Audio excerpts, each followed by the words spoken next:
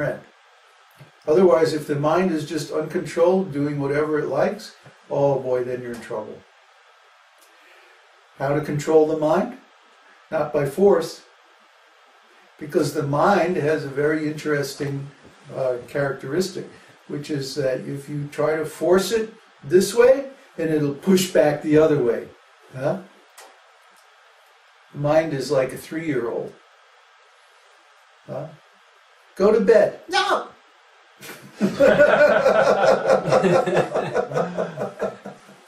Huh?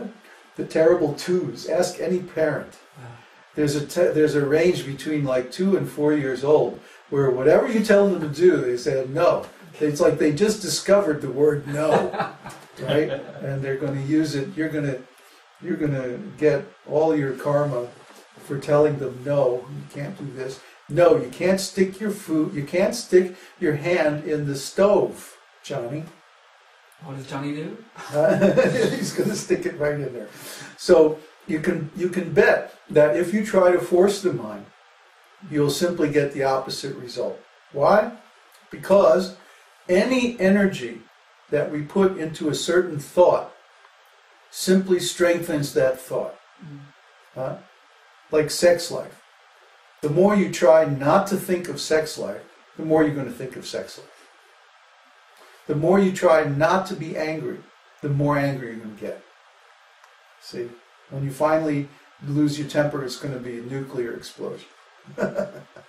So, the point is, because you're attached or you're averse to a particular thought, it doesn't matter. Either way, you are linked with that thought. Either way, you're focused on that thought. The old saw is, try not to think of an elephant.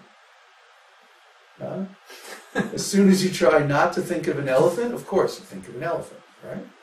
So as soon as you try to avoid any particular type of thought, you're simply encouraging that same kind of thought. What's the solution? Think of Krishna. Think of Krishna, Krishna's name, Krishna's pastimes. You can ask the boys here, when they chant 64 rounds, there comes a point, with me it's usually at around 48 rounds, where the mind finally gives up. The mind says, okay, I guess you're just going to keep chanting that holy name. I can't do anything about it, so I'm just going to go belly up. And it just rolls over and goes, okay, Hare Krishna, Hare Krishna, Krishna, Krishna. Yeah, that takes a long time for me. How long? The last time I did only once, 100 rounds or something. 100 rounds, yeah. When I was chanting in Hawaii, it used to be like 48 rounds. Around 48 rounds, then the mind would finally say, okay, I guess he's just going to keep chanting today. I'm not going to be able to stop him, so I might as well surrender. Join the party. Join the party. So the mind is very tricky. You can't control it directly. But guess what? If you can engage your senses in Krishna's service, you can eventually control the mind, because you're generating more impressions of spiritual life than of material life. This is the trick. The mind runs by impressions.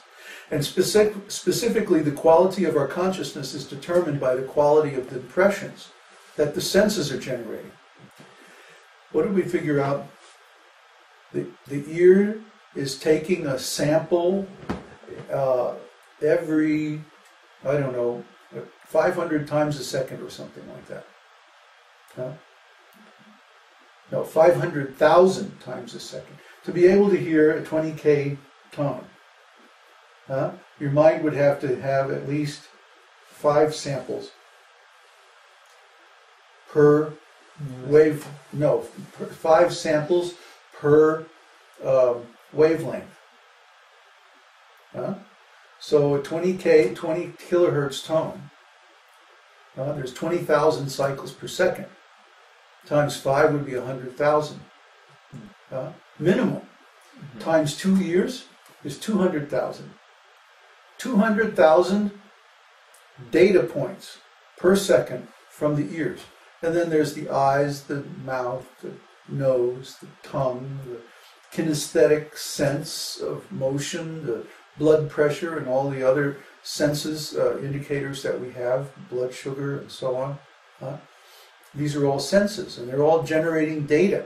And there's this flood of data, this flood of impressions coming into the mind. Now, of course, we can't deal with all of that directly. So what do? We form abstractions. And we deal with the abstractions. And that's where meaning comes in, and language, and ontology, and all that stuff. We discussed that all in our seminar on Ayurveda, on how consciousness works. I think it's like part 3 or something like that. Anyway, we discuss all that in detail. So, how do we change the quality of consciousness? We change the quality of those impressions streaming into the mind. We engage the senses in acts of transcendental quality. There's that wonderful shloka, how King Ambarish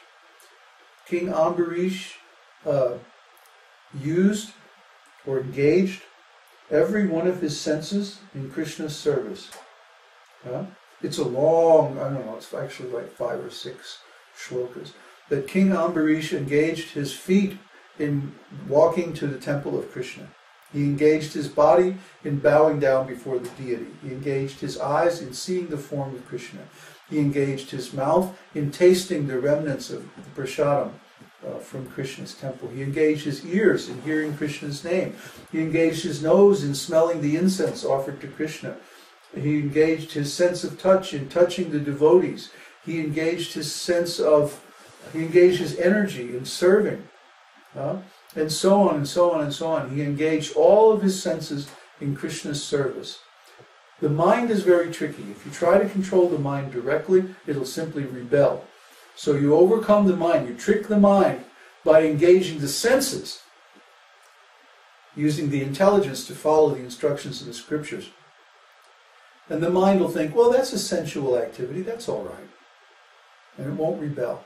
But then it gets tricked because the sensual activity is actually transcendental. Ha!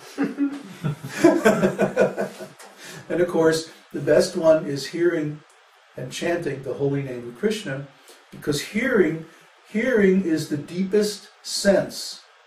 If you're sound asleep and somebody goes, hey, wake up, you'll wake up. Why? Because the sense of hearing is still active on some level. So that means the sense of hearing, even though you can't see anything, you can't taste anything, touch anything, whatever, the sense of hearing, even in deep sleep, is still operating on some level. So that means the sense of hearing is the deepest sense. So if you can engage the hearing sense, then you can engage all the other senses. Therefore, Shravanam Kirtanam Vishnu Smaranam. By hearing and chanting the name of the Lord, then you always remember Him. Okay, and these are the primary 3 means or methods of devotional service. Hearing, chanting, and remembering, in that order. So that's how you trick the mind. Next. Your devotional service is only awarded by Krishna. So even if someone has no material desires and only desires to serve the Lord, it's still possible that he doesn't have pure devotional service? Whose question? Santiago de Bois. You've been living with a guru for how long? And you think that pure devotional service is only awarded by Krishna?